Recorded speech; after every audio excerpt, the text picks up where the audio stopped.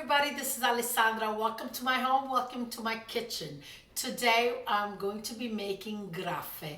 Graffe are the slight, airy, it's the Italian version of a donut. That's the simplest way to explain it. We do have something similar in America called mashed potato donuts, but this is what I grew up with. This is what's served for breakfast. This is what's served where you go by after you come out 3, 4 o'clock in the morning from dancing. All the shops open up and sell the graffe to the young kids. We love them. It reminds me of Italy, and my children will be asking for them. The recipe I'm going to give you is a large recipe, but it could be easily made, cut in half, because everything is even. And another thing also, if you have a scale, which I do, I use my Weight Watcher scale. Sorry, Lauren, I know if you're watching me, you're gonna be very upset because I make all this delicious food. Definitely only qualifies for a bite on Weight Watchers. Let's get started. I'm gonna give you the ingredients. 8 cups of flour, 1 kilo. 4 potatoes, they need to weigh 1 pound. Half a kilo. I have 8 ounces of whole milk, 4 eggs, a stick of butter, lemon zest and an orange zest, and then right here I also have 2 tablespoons of sugar, 2 teaspoons of dry active yeast, 2 teaspoons of vanilla, and half a teaspoon of salt. If you are able to buy the Italian vanilla, this you could add one of those little pouches. The reason why I'm giving you the exact measurements, my recipes come from Italy, and this recipe is from my sister Anna. Anna, grazie per la ricetta delle tue graffe. She's an amazing cook. I guess it must run in the family. Well, no, I have a sister that doesn't cook. Don't tell her that. So anyway, let's get started. Weigh your potatoes with the skin off, of course. I'm also going to, and now I peeled them. They're in cold water. I'm going to cube them, and we're going to cook them. What I would also do, I'm going to measure in the measuring cup, so I'll tell you exactly how much potatoes you need to have. Dice the potatoes. I'm going to say 3 cups. Yep, it's pretty level with 3 cups of potatoes. I'm going to have a little pot with water, fill it up, and let them boil till they're soft. Let's get started.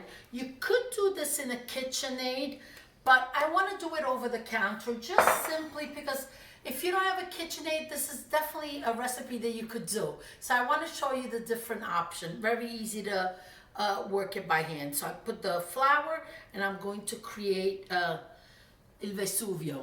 Not a well, but of course I'm creating my local Vesuvio from Napoli. Ecco qui. Next thing, I want to proof the yeast. So I'm going to throw in half of the sugar in the milk.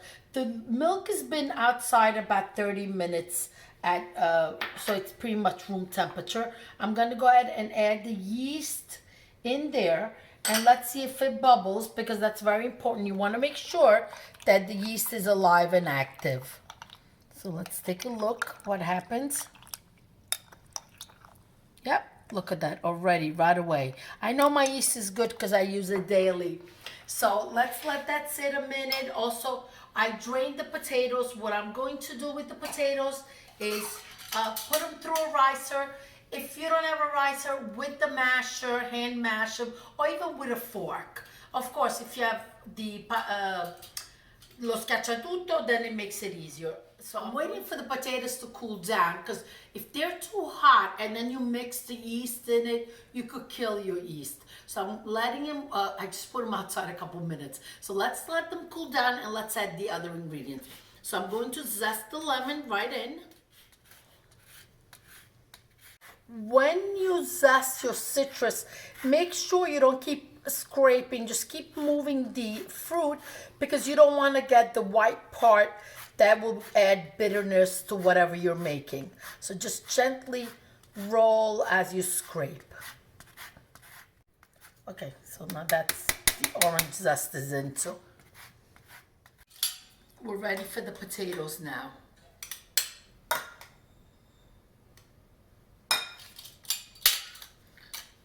This thing is like magic, see that? Just add it right in the middle.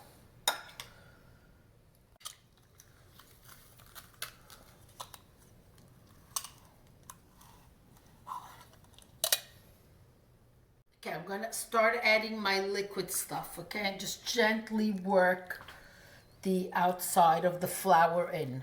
I always use one hand and I keep the other hand clean just so that I have control if I gotta go get something, or just a better control instead of getting both hands right away in. And for the egg, almost mix them with your hands. Almost as if you're using the fingertip as a fork. Now I'm going to add the salt because I want to spread it everywhere. And here goes the vanilla too. So now the last ingredient is the butter, but I want to create a little bit of a dough before I start adding the butter. Okay, one final ingredient is the butter that I've melted, but make sure it's not hot. I just put in the microwave for 10 seconds. And make sure you don't lose, it starts running off the sides. Just keep mixing in the middle and just moving the outside flour towards the inside. There it goes. Keep mixing. Just keep moving the outside towards the middle. The liquid is all underneath it, so it's gonna pick it up. Now I'm gonna go ahead and add and I put all the ingredients in, so I'm gonna start working with two hands. Move it from out to inside, outside to inside. Look at that, it's already coming together nicely. Don't forget this side to pick up the dough. One towards me. If anything should fall to the floor, you know who comes running, right? My dogs come running. They must be having an afternoon nap because I haven't seen them around. Otherwise, they're wagging their tails behind me. As you could see, it's coming together beautifully. See, just keep picking up the dough that's on the table to create one large dough. I could already smell the orange, the lemon, the vanilla. The flavors are already coming through. It's come together beautifully. Now, this is not a dough that you want to overwork. You just want to combine all the ingredients, make it a smooth face, deve fare la faccia, like I always say. And then we're going to put in a glass bowl and let it rise until doubled. Make sure you cover it with plastic wrap or a kitchen towel because you don't want the crust to form. And put it in a draft-free place. I usually like the microwave. And it's not a very expensive recipe. What's expensive is that I jam up the heat on 73 so that the house is nice and cozy and it rises quickly.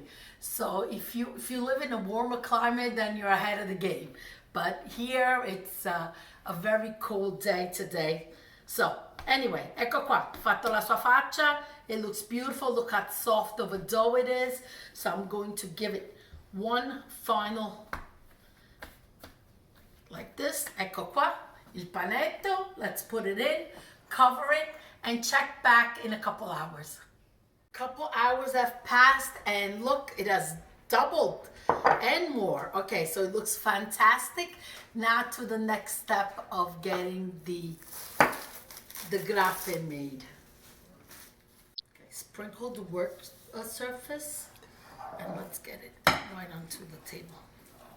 It's a light, soft dough, and that's exactly what you want. Now, if you take a look over to my right, I have a tablecloth because once we make the shapes, and I'm going to show you two shapes, the traditional and also one that makes a perfect donut. Then we'll set it here to rise. So let me just get my hands. Look, I just want you to come closer and look at the softness of this dough. Look at that. Do you see it? Look how wonderful and beautiful. It's just a really nice dough to work with. I'm going to cut it in half, and I'm going to show you both. Always sprinkle your surface with a little flour so it doesn't stick. Okay, let's stretch the dough out.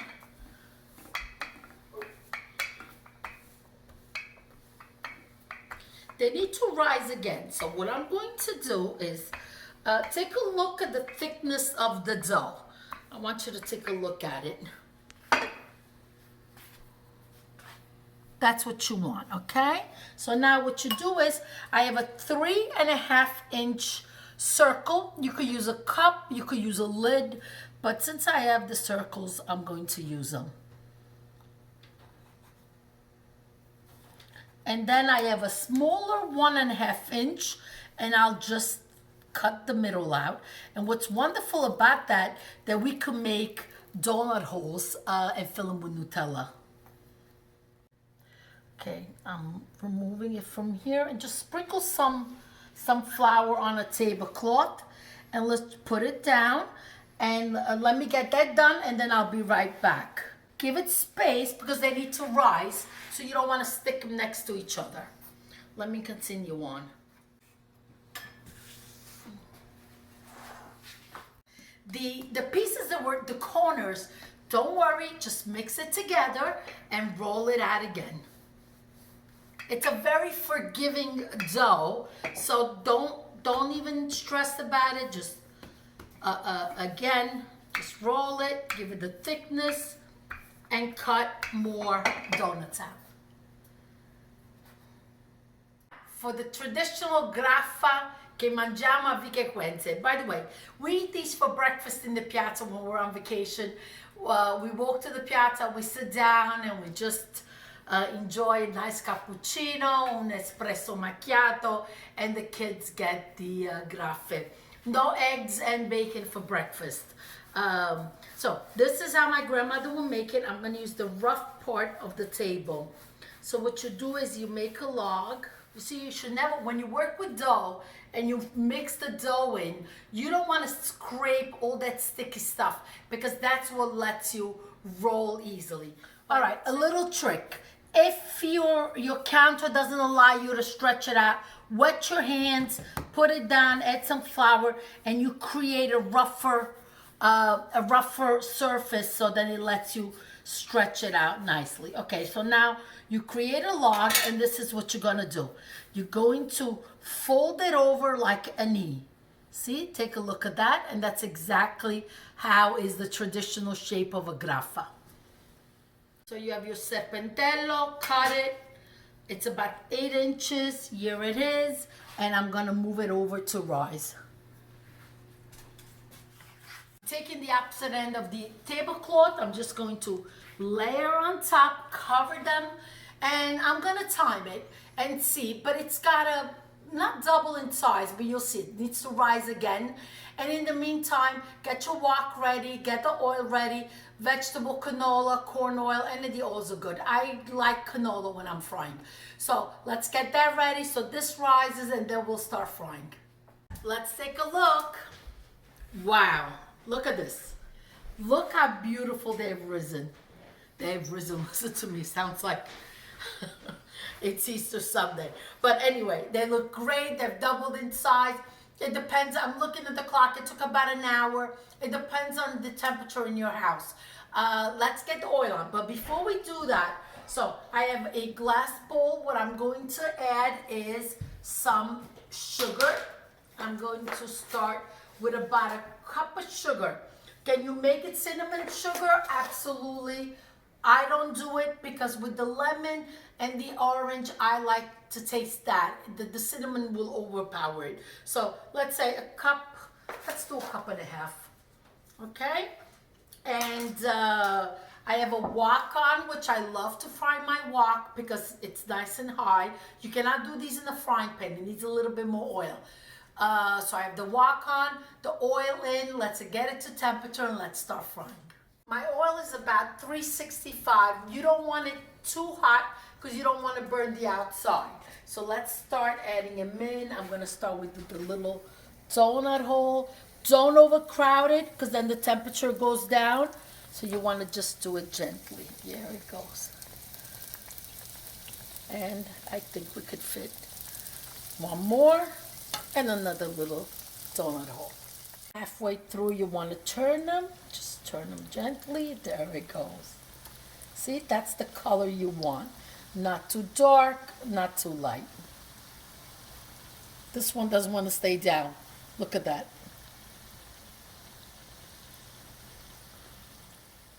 Cooked on both sides. Let's move them out of the oil.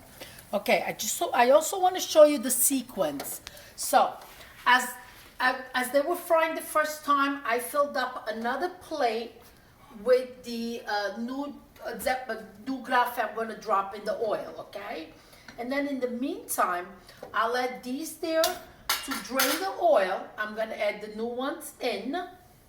Then I'm going to take those and have them, put them in the sugar, because if they get cold, then the sugar doesn't stick to them any longer. So just the time that those drain and these go in the oil, and I'll get them sugar coated. Let's get the sugar on it. Perfect. Look at that.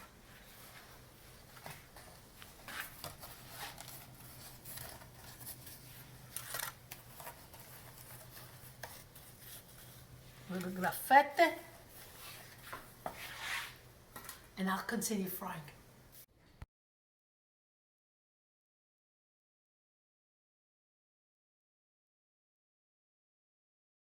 So here we have them, donuts, Graffe, donut holes. Okay, little trick. Delicious stuff, you want to take it up a notch, put Nutella in it. So just with a star tip, any tip you have, I put some Nutella, and what I'm going to do is just perforate a hole and squeeze the Nutella in. And that's it. And that's going to be extra deliciousness. Okay, here they are. Now, I'm going to really wrap it up quickly because it's late. I got to go deliver them. You, my darling friends and neighbors, know who's getting them. I'll be knocking on your door in the next 15 minutes. Grazie, subscribe, hit the bell button. Food is love. It's to be made, shared, enjoyed. Enjoy the little pleasures of life. Grazie, arrivederci, alla prossima. Ciao, ciao. Oh, wait, I cannot go. We gotta open one. This is what it looks like inside. I want to show you up close so you know exactly what it needs to look like. Now, I will taste it as if I didn't taste it already. Delicious. Thank you for watching.